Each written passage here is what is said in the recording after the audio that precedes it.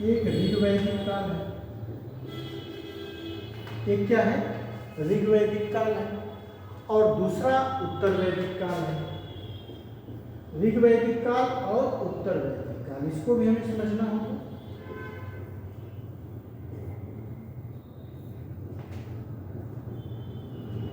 समझ में आ रहा है दोस्तों, ऋग्वैदिक काल और उत्तर वैदिक काल। तो यहाँ आप देखिए जो ऋग्वैदिक काल है, इसका अगर टाइम पीरियड हम डिवाइड करें देखें तो ये 1500 ईसा पूर्व से लेके लगभग 1000 ईसा पूर्व के बीच का समय माना जाता है। 1500 ईसा पूर्व से लेके 1000 ईसा पूर्व के बीच का जो समय है, उसे ही हम क्या कहेंगे, उसे ही ऋग्वैदिक काल के नाम से जाना जाता है। अब बात आती है उत्तर वैदिक काल। तो आप ध्यान दीजिएगा, जो उत्तर वैदिक काल है वो 1000 ईसा पूर्व से लेके 500 ईसा पूर्व के बीच का समय माना जाता है। अब यहाँ पे जो स्रोत हैं उसको भी ध्यान से समझने की जरूरत है। अगर हम ऋग्वैदिक स्रोत की बात करें तो ऋग्वैदिक काल पूर्णतः ऋग्वेद पर आधारित है। किस पे आधारित है? ऋग्वेद पर आधारित है। जबकि जब उत्तर वैदिक काल की हम बात करते हैं तो उत्तर वैदिक काल में तरह तरह की संहिताएं आ जाती हैं। तो 4 संहिताएं हैं, संहिताएं की बात आती है। अब संहिता के बाद जो ब्राह्मण ग्रंथ है, ब्राह्मण ग्रंथ की बात आती है। अब ब्राह्मण ग्रंथ के बाद आरण्यक ग्रंथ आते हैं, आरण्यक ग्रंथ हैं, आरण्यक ग्रंथ हैं दोस्तों। आरण्यक के अलावा आपने देखा होगा उपनिषद, उपनिषद आते हैं। उपनिषद के बाद हमें महाकाव्य काल की बात आती है। महाकाव्य काल,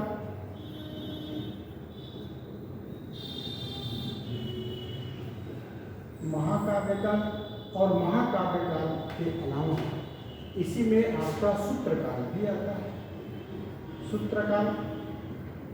और सूत्रकाल के बाद पुराण की चर्चा होती है, पुराण, और पुराण के बाद स्मृतियों की चर्चा होती है, स्मृतियाँ, और फिर स्मृतियों के बाद आपने देखा होगा जिसमें हम वेदांत और उपवेद की भी बात करें। तो इस तरह से अगर देखा जाए, इस तरह से देखा जाए तो आप देख रहे हैं, आपको दिखाई दे रहा है कि ऋग्वैदिक काल, ऋग्वैदिक काल पूर्णतः ऋग्वेद पर आधारित है, जबकि उत्तर वैदिक काल में हम अलग अलग संहिताओं का अध्ययन करते हैं। उन संहिताओं के अलग अलग ब्राह्मण ग्रंथों की बात करते हैं, आरण्यक ग्रंथ की बात करते हैं जो अलग अलग वेदों से संबंधित हैं। तो कुल 7 आरण्यक ग्रंथ हैं। कितने हैं? 7 आरण्यक ग्रंथ हैं। इसी तरह से उपनिषद, 108 उपनिषद हैं जिनकी आप चर्चा सुनेंगे, और उसमें 10 ऐसे उपनिषद हैं जिस पे शंकराचार्य जी ने उस पर भाष्य भी लिखा हुआ है। ठीक है, प्रत्येक वेद के अलग अलग उपनिषद भी हैं। उसी में महाकाव्य काल आता है। महाकाव्य काल का मतलब है कि रामायण और महाभारत, यह 2 बड़े महाकाव्य माने जाते हैं। लगभग 400-500 ईसा पूर्व से लेकर 400 ईसा पूर्व के आसपास का जो राजनीतिक घटनाक्रम है वो हमें, उसका अध्ययन हम महाकाव्य काल से ही करते हैं। तो वहाँ से भी हमें जानकारी पड़ती है। और इसी तरह से सूत्रकाल भी आता है। 400 ईसा पूर्व से लेकर 200 ईसा पूर्व के बीच का जो समय है उसे सूत्रकाल के रूप में जाना जाता है। पुराण आप समझ रहे हैं, पुराण और स्मृतियाँ। तो 200 ईसा पूर्व से लेकर लगभग 1000 AD तक का जो समय है, ईस्वी तक का जो समय है, उसे हम स्मृति काल के रूप में जानते हैं। तो आप ये देख रहे हैं कि जो सैंधव सभ्यता है, ये जो सैंधव सभ्यता है उसका अध्ययन जब हम करते हैं तो पुरातात्विक वस्तुएं पुरातात्विक वस्तुओं के आधार पर, अभिलेखों के आधार पर, स्मारकों के आधार पर, चित्रकला के आधार पर, मूर्तिकला, गुहा अभिलेख और मुद्रा के आधार पर करते हैं। और जब हम वैदिक सभ्यता का अध्ययन करते हैं तो उसके लिए हम साहित्यिक शोध का प्रयोग करते हैं। इसका प्रयोग करते हैं, साहित्यिक शोध का प्रयोग करते हैं। और यहाँ हम पुरातात्विक शोध का प्रयोग करते हैं, इसीलिए इसे हम आद्य ऐतिहासिक काल के रूप में जानते हैं। ठीक है, अब हम आगे बढ़ेंगे। अब हम आद्य ऐतिहासिक काल के बाद आपको कहाँ पहुँचाएंगे? ऐतिहासिक काल में। ठीक है, आइए देखते हैं ऐतिहासिक काल क्या है। अब देखिएगा, अगर हम ऐतिहासिक काल की बात करें, तो आपको पता है कि ऐतिहासिक काल के अंतर्गत किसको रखा जाएगा?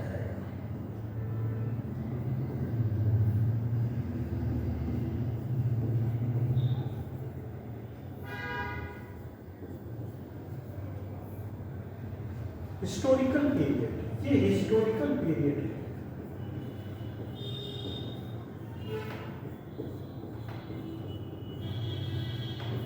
अब दोस्तों, हिस्टोरिकल पीरियड की जब हम बात करेंगे तो आपको समझ में आना चाहिए कि हिस्टोरिकल पीरियड का मतलब होता है कि वह समय जिसका वर्णन हम साहित्य के आधार पर भी करेंगे, विदेशी जो इतिहासकार हैं, जो विदेशी यात्री हैं, भारत में आए हैं, उनके आधार पर भी करेंगे, और तमाम जो दंत कथाएँ हैं उनसे भी हमें इसके बारे में जानकारी प्राप्त होती है। तो कुल मिलाकर के ऐतिहासिक काल पूर्णतः लिखित स्रोतों पर आधारित है। यहाँ पर जब लिखित स्रोत की बात आती है तो हम केवल वैदिक साहित्य की बात नहीं करते हैं, वैदिक साहित्य की ही केवल बात नहीं करते हैं। जब हम वैदिक साहित्य की बात करते हैं तो वहाँ पर हम वेद, उपनिषद, आरण्यक, ब्राह्मण ग्रंथ और वेदांग, उपवेद और उसके सूत्र साहित्य, महाकाव्य, स्मृति और पुराण की बात करते हैं। लेकिन जब हम अलौकिक साहित्य के साथ साथ लौकिक साहित्य की बात करते हैं, जब लौकिक साहित्य से हम ब्राह्मणेतर साहित्य करते हैं, जो ब्राह्मणेतर साहित्य है वह भी इतिहास का बहुत बड़ा स्रोत है। खास करके जो बौद्ध ग्रंथ हैं, जैन धर्म की जो संबंधित ग्रंथ हैं, और उस समय में जो विभिन्न इतिहासकार हुए हैं उन्होंने अपने किताबों में जो वर्णन लिखा है, तो कुल मिलाकर के विदेशी यात्रियों के द्वारा जो कुछ भारत के बारे में बताया गया, भारत में तमाम जो विद्वान हुए हैं जिन्होंने अपनी किताबों में भारत के सामाजिक, आर्थिक, राजनीतिक घटनाओं का वर्णन किया है, उससे भी हमें भारत के इतिहास को समझने में बड़ी सहूलियत हुई है।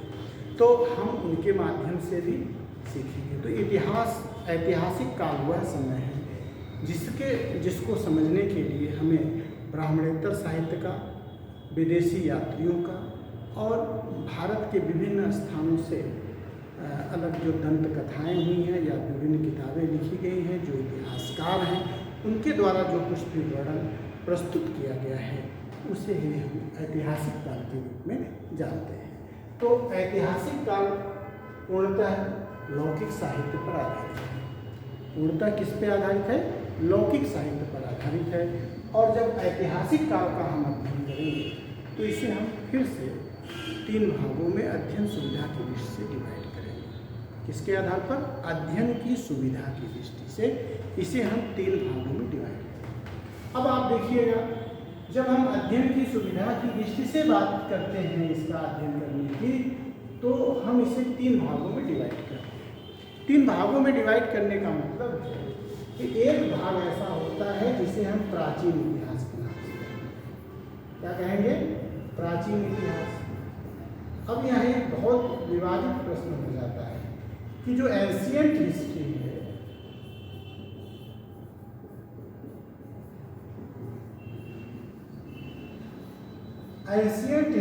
उसका टाइम पीरियड।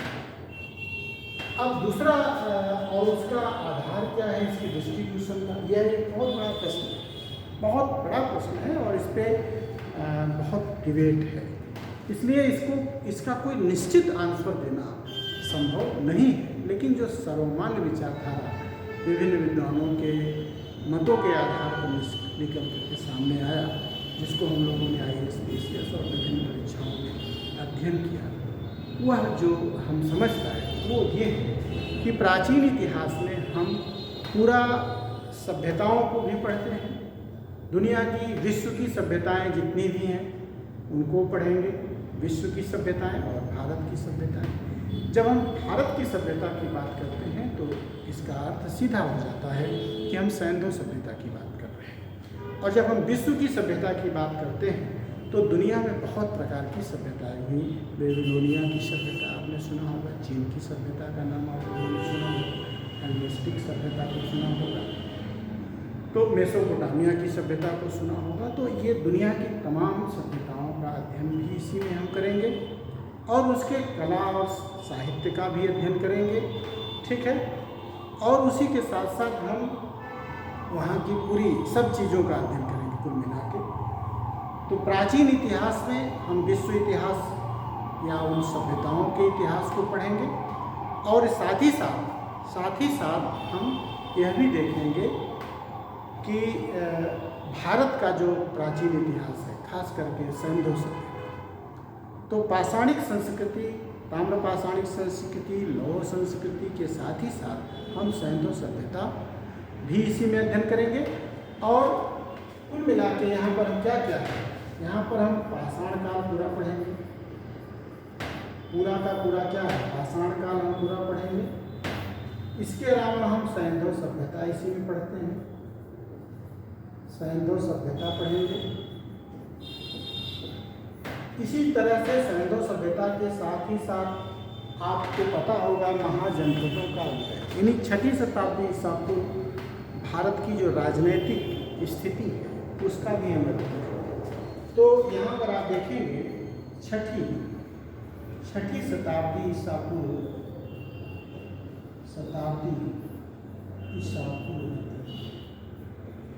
भारत की राजनीतिक स्थिति,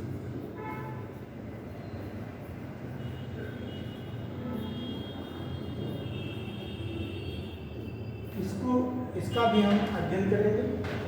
और आपको यही हम बता दें, इसी के साथ साथ प्राचीन इतिहास में ही हम जब महाजनपदों का अध्ययन करते हैं, 6ठी शताब्दी ईसा पूर्व भारत की जब राजनीतिक स्थिति की बात करते हैं तो यहीं पर बात आती है महाजनपदों की बात,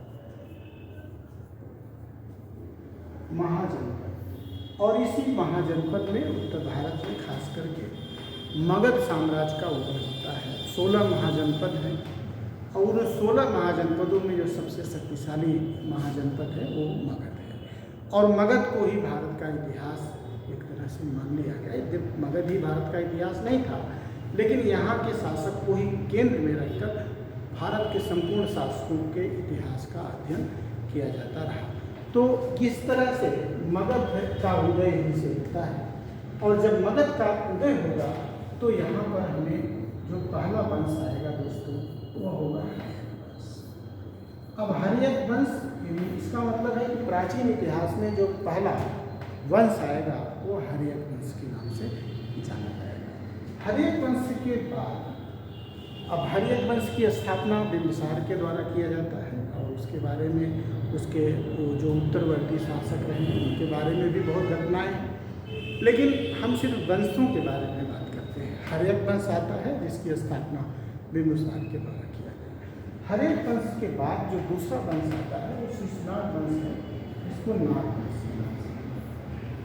तो हर्यक वंश के बाद जो दूसरा वंश आया वो नाग वंश आया, और इसकी स्थापना शिशुनाग के द्वारा किया गया। नाग वंश के बाद जो तीसरा वंश आया वो नंद वंश, और इस नंद वंश की स्थापना महापद्म नंद के द्वारा किया गया था। और महापद्म नंद के बाद उसका जो अंतिम शासक था जिसे घनानंद कहा जाता। अब यही घनानंद के दरबार में कौटिल्य रहा करते थे। माना जाता है कि कौटिल्य और घनानंद के बीच कुछ आपसी विवाद था, जिसके कारण घनानंद ने कौटिल्य को राज्य से निष्कासित कर दिया, और फिर कौटिल्य प्रतिशोध की भावना में एक ऐसे व्यक्ति की तलाश करना चाहते थे जो नंद साम्राज्य को समाप्त करके एक नए साम्राज्य की स्थापना करे, और इसकी खोज में उन्हें जिस व्यक्ति की प्राप्ति हुई वो ही चंद्रगुप्त मौर्य थे। और यही चंद्रगुप्त मौर्य ने जिस साम्राज्य की स्थापना किया वह मौर्य वंश के नाम से जाना जाता है। इस तरह से मौर्य वंश, अब मौर्य वंश के बाद आप समझ सकते हैं मौर्य वंश के बाद कई वंश आते हैं। इसमें एक नया वंश आता है कण्व वंश आता है। कण्व वंश के बाद आपको पता है हिंद पार्थियन आते हैं। हिंद पार्थियन, अब हिंद पार्थियन जो है वो पूरे संपूर्ण भारत पर राज नहीं करते हैं, और इसी के बाद सातवाहन वंश भी आता है। ठीक है, सातवाहन वंश, और सातवाहन वंश के बाद जिस वंश की स्थापना होती है वो मुख्यतः गुप्त वंश आता है, और गुप्त वंश भारत का सबसे शक्तिशाली वंश के रूप में जाना जाता है। तो गुप्त वंश के बाद परवर्ती गुप्त आता है, ये राजपूत का ध्यान दीजिएगा। गुप्त वंश के बाद कुषाण आते हैं, इसी बीच में कुषाण भी हैं, कुषाण वंश भी इसमें आता है, और इसके बाद राजपूत का आता है। ये कुषाण वंश से पहले आएगा, ध्यान दीजिएगा, इसको हम ऐसे करते हैं, ठीक है। और इसको राजपूत वंश, और आपको पता है कि राजपूत वंश में खास करके हर्षवर्धन का इतिहास बहुत ज़्यादा रहता, तो वर्धन साम्राज्य बहुत ज़्यादा शक्तिशाली था। तो वर्धन साम्राज्य 606 से लेके 647 इतिहास रहा है। तो कुल मिला के 1000 ईस्वी तक का जो इतिहास रहा, यानी प्राचीन काल से लेके लगभग 1000 क्यों? क्योंकि 1000 में महमूद गजनी भारत पर आक्रमण किया था, और 1000 से लेके 1026 के बीच में उसने 17 बार भारत पर आक्रमण किया। तो इस 17 बार के आक्रमण में उसने भारत को काफ़ी नुकसान पहुंचाया, और फिर इसके बाद मोहम्मद घोरी भारत पर आक्रमण किया 1191 में मोहम्मद घोरी का आक्रमण जो होता है दोस्तों, 1191 में तराइन का पहला युद्ध होता है।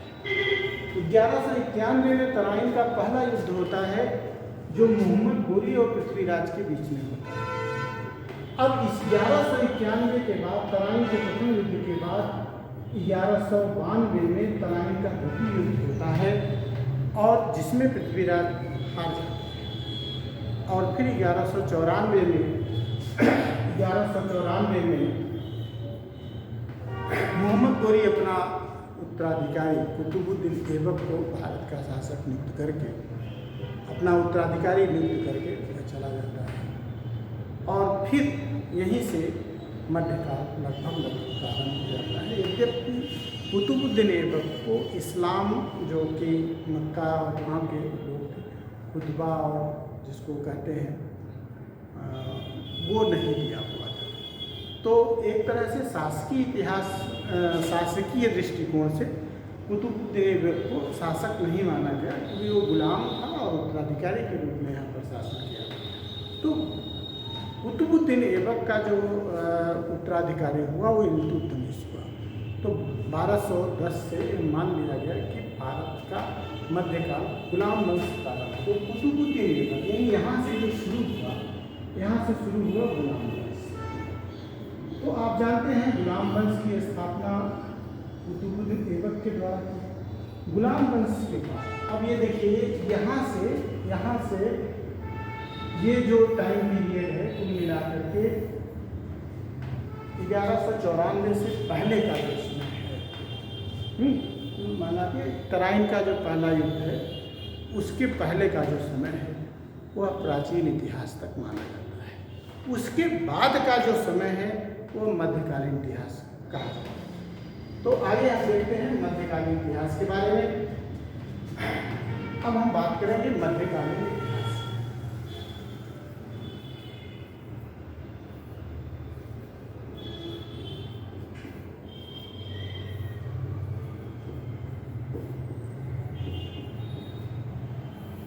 Medieval history.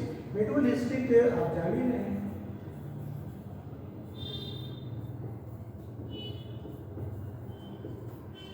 अब मध्यकालीन इतिहास की जब हम बात करेंगे तो मध्यकालीन इतिहास को समझने के लिए हमें इसे दो भागों में डिवाइड कर देना होता है। यानी इसका अगर टाइम पीरियड अगर आप देखेंगे तो मध्यकालीन इतिहास का समय 1205 यानी इल्तुतमिश के शासन से लेके 1205 से लेके 1707, कुल मिलाकर के अगर दूसरे शब्दों में हम कहें तो गुलाम वंश से लेके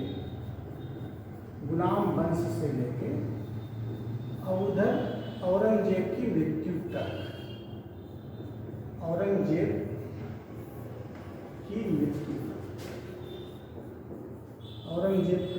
अब आपको पता है कि औरंगजेब की मृत्यु कब हुई थी? 3 मार्च 1707 को औरंगजेब की मृत्यु हुई थी। तो कुल मिलाकर 1205 से लेके 1707 के बीच का जो समय हुआ उसे ही मध्यकालीन इतिहास के रूप में जाना जाता है। अब अगर इस मध्यकालीन इतिहास को हम देखें तो इसे दो भागों में डिवाइड कर दिया जाता है। मध्यकालीन इतिहास को कितने भागों में डिवाइड कर दिया जाता है? 2 भागों में डिवाइड कर दिया जाता है। एक को हम दिल्ली सल्तनत के नाम से जानते हैं। क्या कहेंगे इसे हम दिल्ली सल्तनत कहते हैं। ये एक दिल्ली सल्तनत है दोस्तों। और दूसरा है जिसे हम मुगल शासन कहते हैं। मुगल दिल्ली सल्तनत और मुगल वंश की बात आएगी। अब आप देखिएगा दिल्ली सल्तनत क्या है, मुगल वंश क्या है। दिल्ली सल्तनत में हम किन किन वंशों को पढ़ेंगे और मुगल वंश में हम किन को पढ़ेंगे। तो इसको अगर देखें, हमने टाइम पीरियड पहले भी बता दिया था कि अगर सही पूछा जाए तो कुतुबुद्दीन ऐबक से हम बात करेंगे तो 1194 देख लेंगे। 1194 से लेके और लगभग 1700 दिल्ली सल्तनत का मतलब 1526, तो 1526 का जो समय है ये दिल्ली सल्तनत 1194 से लेके और 1526 के बीच का जो समय है इसे ही दिल्ली सल्तनत के नाम से जाना जाता है। अब बात आती है, दूसरा है मुगल वंश। तो अगर हम मुगल वंश को डिवाइड करेंगे तो 1526 से लेके लगभग आप देखेंगे 1862 ये मुगल वंश दिखा। अब आप कहेंगे कि ये तो 1862 तक की बात कर रहे हैं। तो 1862 का मतलब है कि मुगल वंश को हम फिर से डिवाइड करेंगे 2 भागों। अब दिल्ली सल्तनत की जब बात आ रही है तो दिल्ली सल्तनत में हम किसको पढ़ रहे हैं? अब यहाँ अगर दिल्ली सल्तनत में अगर हम देखें, यहाँ हम पढ़ रहे हैं किन वंशों? सबसे पहला वंश आता है कुतुबी वंश। कुतुबी वंश की स्थापना कुतुबुद्दीन ऐबक के द्वारा किया गया। किसके द्वारा किया गया?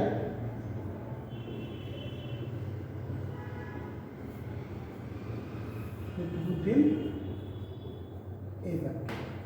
कुतुबी वंश और कुतुबी वंश के बाद जो दूसरा वंश आया उसे शमसी वंश कहा।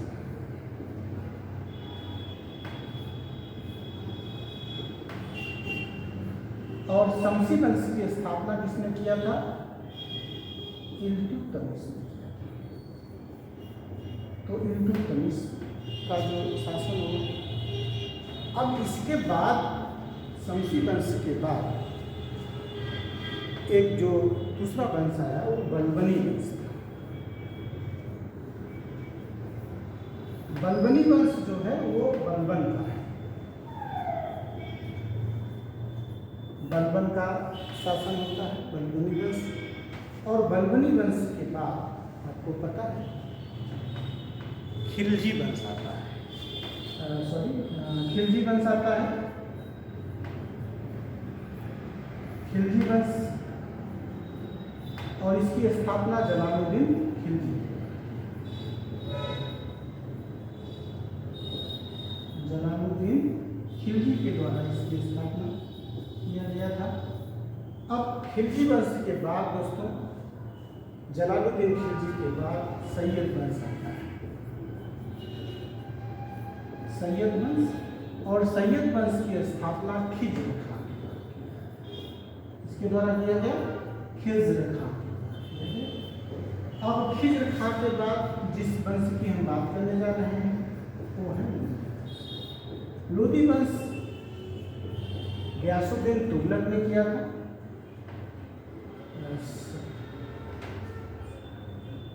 तुगलक वंश, सॉरी लोदी वंश नहीं, इसके पहले आएगा तुगलक वंश। ये वंशों के आधार पर ही देखेंगे। लोदी वंश से पहले,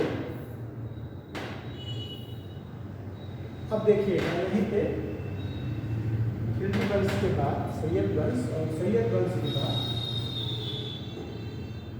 तुगलक वंश, तुगलक वंश। और तुगलक वंश की स्थापना करने वाला नाम था गियासुद्दीन तुगलक।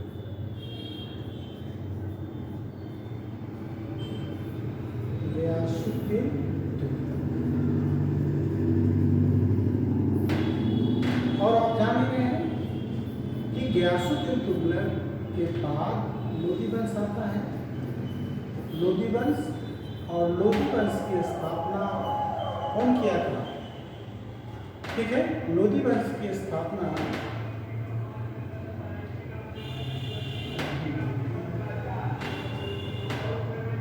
ठीक है, इब्राहिम लोदी अंतिम शासक था। और लोदी वंश आता है, और लोदी वंश का ही अंतिम शासक है इब्राहिम लोदी।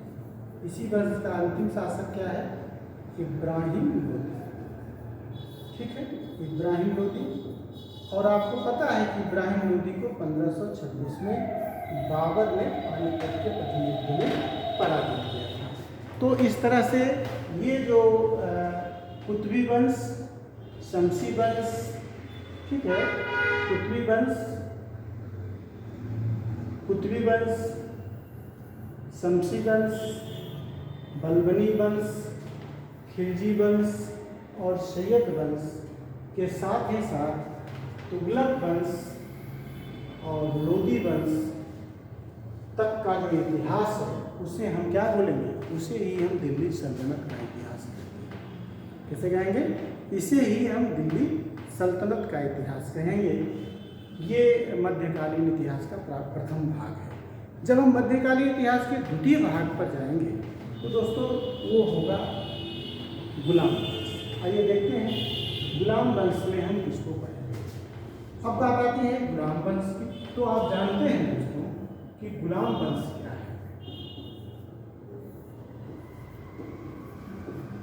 अब देखिएगा, गुलाम वंश का जब हम अध्ययन करना शुरू करते हैं तो इसे हम दो भागों में डिवाइड कर देते हैं। एक को हम चक्रवर्ती मुगल शासक, सॉरी मुगल वंश है, इसको करेक्ट करिएगा, ये मुगल वंश है, मुगल वंश।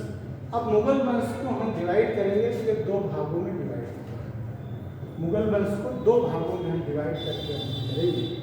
एक को हम कहेंगे चक्रवर्ती, चक्रवर्ती मुगल, चक्रवर्ती मुगल वंश,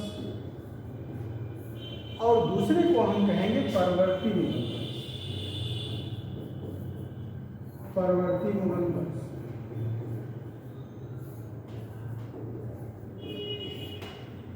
अब यहाँ यह देखना है कि चक्रवर्ती मुगल वंश का शासन कब से कब तक है। तो 1536 से लेके 1526 से लेके 1760 के बीच का जो इतिहास है वह चक्रवर्ती मुगल वंश है। और उसके बाद 1707 से लेके 1862 तक का जो इतिहास है, 1862 तक का जो इतिहास है, 1862 तक का जो इतिहास है वो परवर्ती मुगल वंश के नाम से जाना जाता है। अब 1707 और की मृत्यु से लेके और उसके उत्तराधिकारी 1862। अब यहाँ से ये जो परवर्ती मुगल वंश है, ये दिल्ली का इतिहास है। ये कहाँ का इतिहास है? ये दिल्ली का इतिहास है दोस्तों। और इसे हम आधुनिक भारत में पढ़ेंगे। इसे हम आधुनिक भारत के इतिहास में पढ़ेंगे। यहाँ तक का जो इतिहास है, इसे हम मध्य भारत यानी मध्यकालीन इतिहास के रूप में पढ़ेंगे।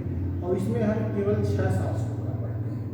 इसमें जो पहला शासक है उसका नाम है बाबर, जिसको हम 1526 से लेकर 1530 तक पढ़ते हैं। और दूसरा शासक है हुमायूं। तो हुमायूं का जो टाइम पीरियड है वो डिवाइड हो गया है, 2 पार्ट में है। एक 1530 से 1542 तक का है, दूसरा 55 से 56 है। तो कुल मिलाकर के हम आपको 1556 सीधा लिख दे रहे हैं। इसी बीच में वो एक बार हटा है फिर आया है, 2 भाग में बटा हुआ है। ठीक है, ये 2 भाग में डिवाइड है। ठीक है, ये 2 भाग में डिवाइड है, इसको आप क्लियर कर लीजिएगा। 1530 से 1540 एक पार्ट है और 1555 से 1556 दूसरा पार्ट है। तो इसको आपको करेक्ट करना होगा। ठीक है, कुल मिला के 1530 से 1556 के बीच का इतिहास हुमायूं का इतिहास है। हुमायूं के बाद अकबर का शासनकाल आता है। अकबर का जो शासनकाल है वह 1556 से लेकर 1605 के बीच का है। 1556 से 1605 के बीच का इतिहास है। और फिर अकबर के बाद जिस शासन को जिसको आप पढ़ेंगे वो नाम होगा जहांगीर। और जहांगीर को आप कब से कब तक पढ़ेंगे? 1605 से लेकर 1627 तक पढ़ेंगे। 1627। और 5वां शासक होगा शाहजहां, जिसको हम 1627 से 1657-58 में हम पढ़ेंगे। इसको हम यहाँ 1657-58 तक पढ़ेंगे। और फिर इसके बाद हम आपको बता दें, इसका नाम है औरंगजेब। और औरंगजेब का टाइम पीरियड आपको पता ही है कि 1657 से लेके 1707 के बीच का समय। इस तरह से चक्रवर्ती मुगल वंश में ये शासक आते हैं। इसके बाद जो आएंगे वो परवर्ती मुगल वंश में आएंगे। और जब परवर्ती मुगल वंश की बात आएगी तो वो हम आपको आधुनिक भारत के इतिहास में बताएंगे। आधुनिक भारत के इतिहास का जब हम अध्ययन करेंगे तो उसमें आप देख रहे हैं